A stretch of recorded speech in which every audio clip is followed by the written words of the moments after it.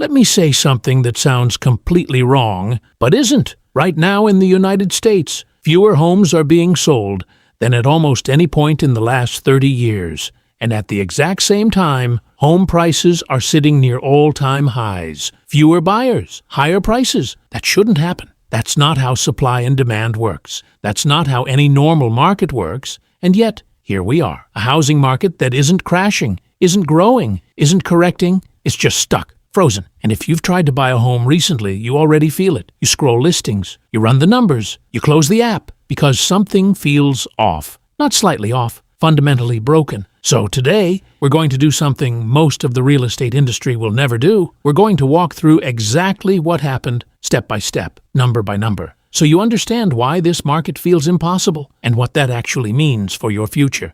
This is Fox Invest. Let's get into it. Start with one simple number. The median home price in the U.S. today is roughly $418,000. Back in 2019, it was about $272,000. That's a 46% increase. Not in luxury markets, not in tech hubs, across the entire country. Now combine that with interest rates. In early 2021, you could get a 30-year mortgage for around 2.6%. Today, you're looking at roughly 6.5%. That difference doesn't sound dramatic until you translate it into real money. Same house, $400,000 purchase price, 20% down. At 2.6%, your monthly payment is about $1,300. At 6.5%, you're paying roughly $2,000 plus. That's an extra $700 every single month. Not for a better house, not for a better location, the exact same house, same walls, same roof, same problems. So now you're paying more for the house and more for the loan at the same time. And that right there is the core of the problem. But this didn't happen randomly. This wasn't bad luck. This was built piece by piece over the last 5 years. Go back to 2020. The global economy is shutting down. Uncertainty everywhere. So policymakers did what they always do in a crisis. They flooded the system with money. Interest rates dropped to near zero. Massive bond buying programs kicked in. Cheap money wasn't just available. It was everywhere. And suddenly, borrowing became ridiculously affordable. This is where everything starts to shift. Because when money becomes cheap, people don't just spend more, they borrow more. And in housing, that changes everything. At the same time, something else happened. People's relationship with their homes completely changed. Your home wasn't just where you slept anymore. It became your office, your gym, your social life, your entire world. And for millions of people, especially in cities, that shift was brutal. Small apartments that once felt fine suddenly felt unlivable. So people started asking a simple question. If I can work from anywhere, why am I here? And they left. Not slowly, not gradually. Mass migration out of expensive cities into cheaper regions, places that were never built to handle that level of demand. Now you've got two powerful forces hitting the market at once. Cheap money and a sudden surge in demand for space. That combination is explosive. And the result? Home prices didn't just rise, they surged. In some markets, they jumped 50 to 60% in less than 2 years. That's not normal growth, that's a pressure spike. And if you bought during that window, you didn't just buy a house, you locked in one of the best financial positions of your lifetime. But then came the shift. By 2022, inflation was out of control, so the system had to correct. Rates went up, fast, aggressively. Faster than we've seen in decades. And when rates rise, affordability gets crushed because housing isn't priced based on the house, it's priced based on the monthly payment. Here's what most people miss. A higher rate doesn't just make homes a bit more expensive, it removes entire groups of buyers from the market completely. People who could afford a home at 3% suddenly can't afford anything at 7%. They don't downgrade, they disappear. And when enough people disappear, demand drops. So logically, prices should fall, right? That's what every textbook says, but they didn't. And this is where things get interesting, because demand didn't just fall, supply collapsed too. Here's why. Right now, about half of all homeowners in the U.S. have mortgage rates below 4%. A huge portion are even below 3%. Think about that for a second. These people are sitting on loans that don't exist anymore. They have access to money that cannot be recreated in today's market. So what happens if they sell? They lose that rate forever and replace it with something twice as expensive. That's not just a bad deal, it's a financial penalty, a big one. In many cases, moving would cost a homeowner hundreds of dollars more per month for no real upgrade. So what do? They stay, even if the house doesn't fit anymore. Even if they want to move, even if it makes no sense lifestyle-wise, they stay because financially, they're locked in. This is the piece almost nobody talks about. The market didn't freeze because people stopped wanting to move. It froze because moving became irrational. And when millions of homeowners make that same decision at the same time, inventory disappears, listings drop, options shrink. So now you have this strange situation. Buyers can't afford to buy, sellers can't afford to sell, and the market just stalls. Not crashing, not growing, just stuck in place. And if you're trying to enter that market for the first time, you're the one getting squeezed the hardest because you don't have a low-rate mortgage to protect you. You're stepping in at the worst possible moment. High prices and high borrowing costs at the same time. And this is where the frustration turns into something deeper because it starts to feel personal, like you did something wrong, like you're behind, like everyone else figured something out that you didn't. But the truth is much simpler than that.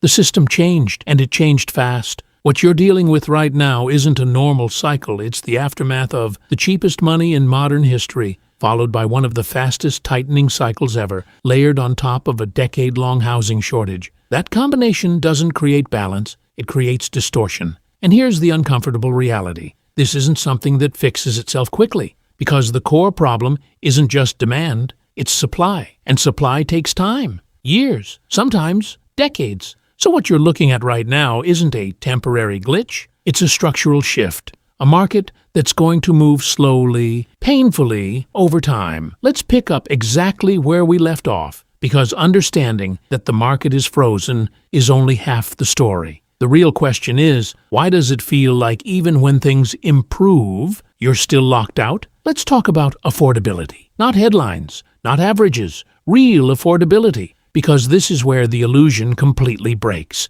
Right now, to comfortably afford the median home in the United States, you need to earn somewhere around $110,000 to $115,000 per year. The median household income? Roughly $83,000. That's not a small gap. That's a $25,000 to $30,000 shortfall baked directly into the system before you even start looking, before you even talk to a lender, before you even open Zillow. And this is where a lot of people get misled because they think, maybe I just need to save more. Maybe I need to budget better. Maybe I'm not ready yet. No, for millions of people, the issue isn't discipline. It's math. Let's make this real. Imagine someone, call her Maya. She's 31, stable job, no crazy debt, good credit score. She's doing everything right. She earns around $74,000 a year, which is above the national median. She's saved over $30,000. That's not easy. That's years of saying no to things, years of being careful, years of doing exactly what she was told would work. Now, look at what the market offers her. A typical home in her area costs around $380,000 to $400,000. With 10% down, her loan is roughly $340,000 to $360,000. At today's rates, her monthly payment lands around $2,800 to $3,100 all in. That includes taxes, insurance, maintenance, the real number. Now compare that to her income. She takes home about $4,500 to $4,800 per month after taxes. That means housing would eat up around 60 to 65% of her income, not 30%, not 40%, 60+%. That's not tight. That's unsustainable. That's one unexpected expense away from a problem. And lenders know it, which is why she doesn't qualify comfortably in the first place. So what happens? She waits, she saves more, she delays. And while she's doing that, prices don't fall enough, rates don't drop enough, rents keep rising, so the goalpost keeps moving. This is why the average first-time buyer is now 40 years old. Let that sink in. Not 30, not early 30s, 40. That's not a trend. That's a signal that something fundamental has shifted, because homeownership used to be the starting point of building wealth. Now it's becoming something you access after you've already built it. And here's where it gets even more uncomfortable. Because you're not just competing with people like you, you're competing with people who are playing a completely different game. Older homeowners, especially those who bought 10, 20, 30 years ago, they're sitting on massive equity. Homes they bought for $200,000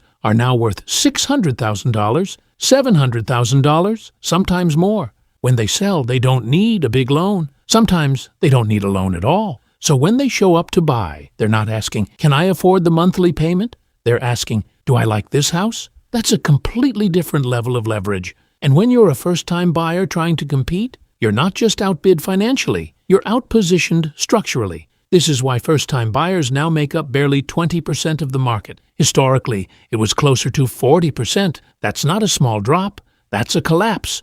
And when first-time buyers disappear, the entire housing ladder breaks because no one is there to buy the starter homes, which means current owners don't move up, which means inventory stays locked, which means the freeze continues. Now here's the part almost nobody explains properly. A lot of people are waiting for one thing: lower interest rates. And yes, lower rates would help, but not in the way most people think. Because if rates drop quickly, something else happens at the exact same time. Demand explodes. Think about it. Right now, millions of people are sitting on the sidelines, watching, waiting, running the numbers over and over again. The moment rates fall into the 5% range, a huge portion of those buyers jump back in at once. But supply doesn't magically increase overnight. We're still millions of homes short. Construction takes time, zoning takes time, labor takes time. So what happens when demand surges but supply doesn't? Prices go up. Again, not because the market is healthy, but because the imbalance is still there. So ironically, the thing people are hoping will fix affordability could actually make it worse in the short term. This is why the most realistic outcome isn't a crash. And it's not a boom either. It's something much less exciting, a slow grind, where prices move sideways, incomes slowly rise, and affordability improves, inch by inch, over years, not months, not next quarter, years. And I know that's not what people want to hear, because it means there's no perfect moment coming, no obvious window where everything suddenly makes sense. Which brings us to the only question that actually matters. What do you do in a market like this? First, you ignore the noise, because a lot of people have a financial incentive for you to buy. Agents, lenders, platforms. They don't get paid when you wait. Second, you run your own numbers. Not emotional numbers, not hopeful numbers, real numbers. If your total housing cost is above 30% of your gross income, you're stretching. At 40% plus, you're taking on risk. At 50%, you're betting your entire financial future on stability. And stability is never guaranteed. Third, understand this clearly. Renting is not losing, not in this environment. If buying forces you into a bad deal, overpaying for an asset, with expensive debt, you're not building wealth, you're locking in a liability. In many cases right now, renting and investing the difference can outperform buying, not emotionally, but mathematically. And finally, if you are buying, be extremely selective. Look at new construction deals carefully. Some builders are offering rate buydowns that make the math work better, but always check the base price. Because sometimes the deal is just hidden in the numbers. At the end of the day, this market isn't designed to be easy. It's not even designed to be fair. It's the result of years of underbuilding, a surge in demand, ultra-cheap money, followed by aggressive tightening, all colliding at once. So if you feel like something doesn't add up, you're right, it doesn't. But now you understand why. And that matters, because once you understand the system, you stop blaming yourself and you start making smarter decisions inside it. This isn't about timing the market perfectly. It's about not making a bad decision under pressure. If this helped you see the bigger picture, drop a comment and let me know what part hit hardest. And if you want more breakdowns like this, real numbers, no hype, this is Fox Invest. Stay sharp.